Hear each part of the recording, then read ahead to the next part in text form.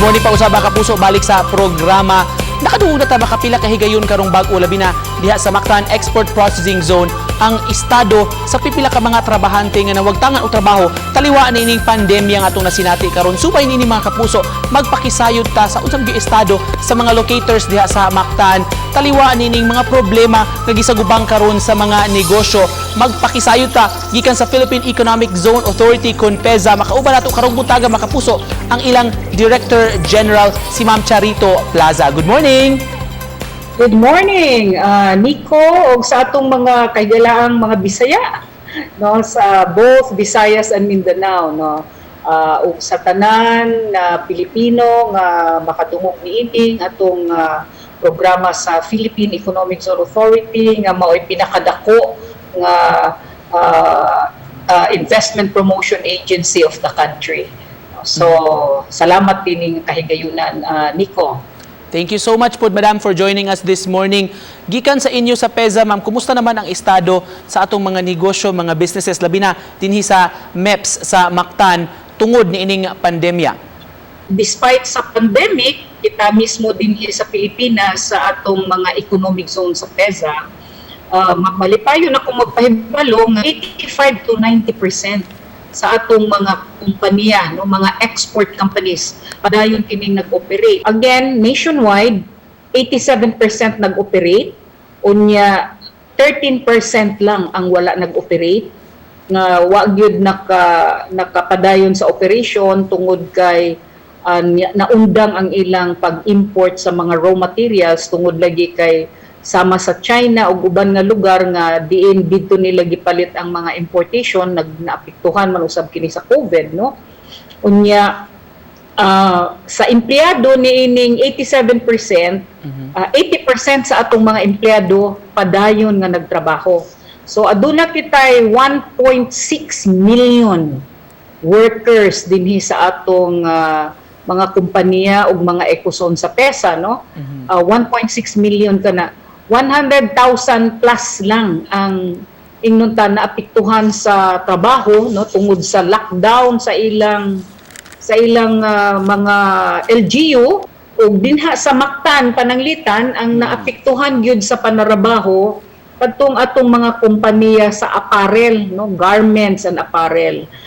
Sila ang nag-retrench gyud og maayo, no, sama dinha sa Mactan Economic Zone. Doon na kitay doon na kitay ka mga kompanya nga ang ilang produkto apparel, no, garments, apparel dili gyud kapugnan, no, bisan in taon giunsang paningkamot sa atong mga apparel and garments companies. Kini tungod lagi kay niubos ang ilang importation, ang ilang source of raw materials from other countries, no. Ang importante akong pasalamatan isip Director General sa PEZA, pasalamatan ako ang atong mga kompanya, no, kay bisan sa kalisod, no, nag-struggle sila nga mapadayon gyud ang negosyo, mapadayon ang paghatag sa trabaho nga dili mawad-an og trabaho ang ilang mga empleyado o mailag yung ma-maintain ang ekonomiya sa atong nasod. So kinitanan nga mga COVID-related expenses, amo kining gi-aprobahan na sa PEZA board nga pwede na kani i-deduct sa ilang taxes pohon. So pag-file nila og taxes next year, April, March next year, ilang taguon lang katong mga resibo sa tanan nilang COVID-related expenses kay pwede na ni i-deduct sa ilang taxes. Ma'am, katong gi-mention nimo nga unom ka companies diri sa Mactan nga murag nag-scale down silang operations sa ilang workforce, mao man ni ang nahitabo nga nag-retrench sila sa mga personnel. Pero do na ba po'y uban, ma'am, in the case diri sa Visayas nga kana yung nag-shutdown na gyud silang operations tungod gihapon nining pandemya? So far wala pa may nag-shutdown gyud, no, pero doon na nakoy nadunggan nga dunay pipila ka mga kompanya nga naghinay-hinay na og balhin sa ilang production quota ngadto sa ilang uban nga mga branches all over the world, no, kay dili magud kay kita raniko ang dunay branch, duna ni sila mga branches sa uban nga mga nasod. So ang akong gikapuyawan nga simbako og magpadayon kining COVID unya ang world recession kining atong mga investors, no, might consolidate the resources para makatipid sila, no, sa ilang expenses, and then they might close their branches in countries like the Philippines nga taas ang cost of doing business. Ang PESA, Nico, nagpadayon nga kita ang biggest contributor of export income, no, almost 85% sa export service income from the ITBPOs gikan sa atong mga registered ITBPOs.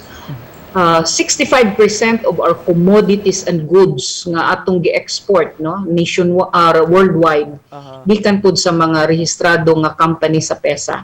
Madam, how do we bounce back from this kaning atong mga nasinati ron nga problema sa atong mga eco zones tungod aning pandemya, og unsa may kaugmaon ani o malauman sa atong mga workers labi na gitong mga na-retrench in town?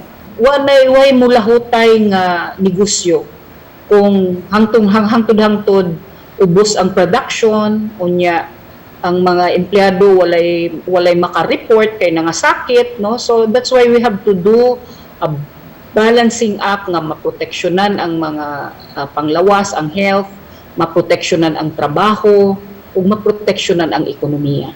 Magpasalamat gid ako sa oras kay gayunan gihatag nimo kanamo karong buntaga Director General Makapuso sa PEZA si Ma'am Charito Plaza. Thank you so much, ma'am.